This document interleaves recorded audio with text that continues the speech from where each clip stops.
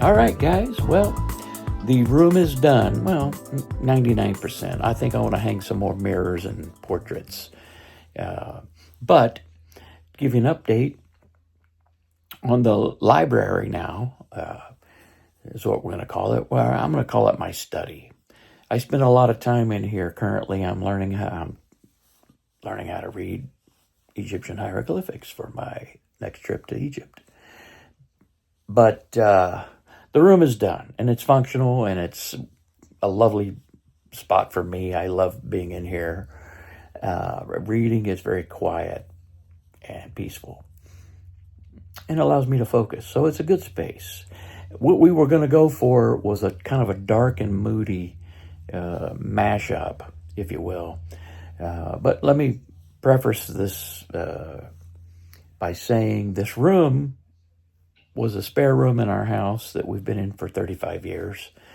It started out as a guest bedroom, and then it turned into a library, and then it morphed into a recording studio. The recording studio has since been moved to another location, and then it went back to being a library. And then after this last hurricane, the room became a catch-all for storage of, our businesses. It just was no longer functioning as a library. We needed it for storage of other things. We had some damage in our house, and we used it for moving some furniture into while we restored that damaged part of the house. And it's set as a catch-all for a few years. And then recently, we decided to make it functional again. So now it's back to being kind of a library, but it's more of what I call a study. Now, what is it? The styles are basically a mashup that we've seen in Europe a lot lately. It's a kind of a, like, for example, there's a Haussmannian Usman French mirror and mid-century modern lamp, for example. So we went with this classical look mashed up with a mid-century modern look, and we'll show you different elements here of what I mean. But my wife Claudette did all of the, the color schemes and everything. She, the color of the curtain versus this rich green studded couch, which, by the way, folds out into a king size sleeper. It's very pretty comfortable. So she did all of the, the storyboard on it, and I executed everything from building the library ladder that you see here. I built the bookshelves. I hung all the pictures. I built all of the furniture. Or I should say I assembled all the furniture. Painted the walls, painted the trim, and one of the things that I'd like to show you is I always wanted a large-scale framed piece of art in my home.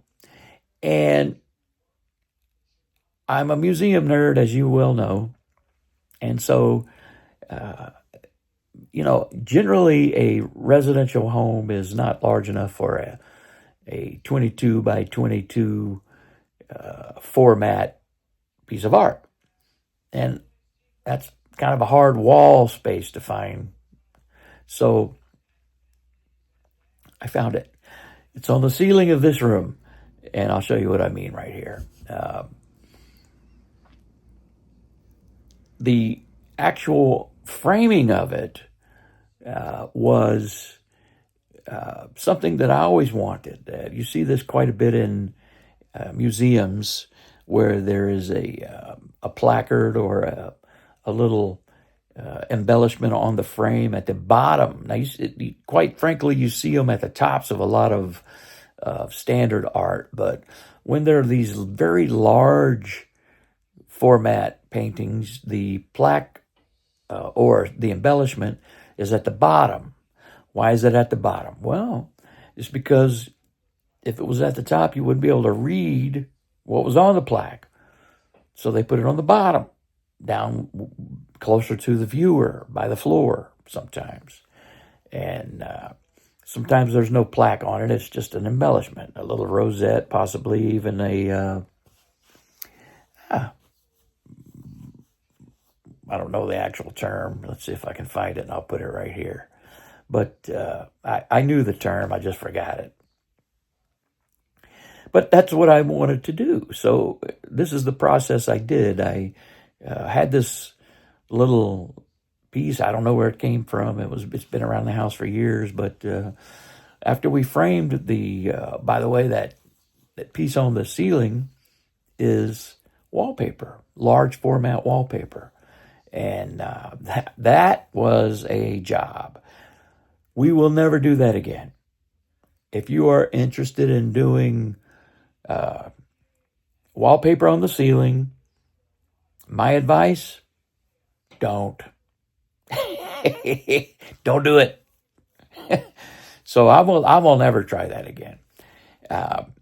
It was difficult and dangerous, actually. So this was the process, and painted it, gold, and I antiqued it. This was my process for antiquing the frame, and I think it looks good.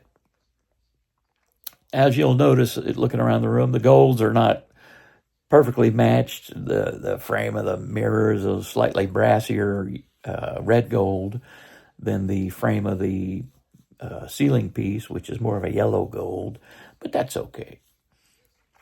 And I got my big format piece of art, and that's what really matters to me. And the room is comfortable, and I enjoy being in this space, especially reading. We put a little desk over there, and currently, as I said, I'm learning Egyptian hieroglyphics. I'm going to Egypt, and I want to be able to read the inscriptions in some of these museums and tombs and monuments. So this was the project that I had over the last year, and I think it came out nice.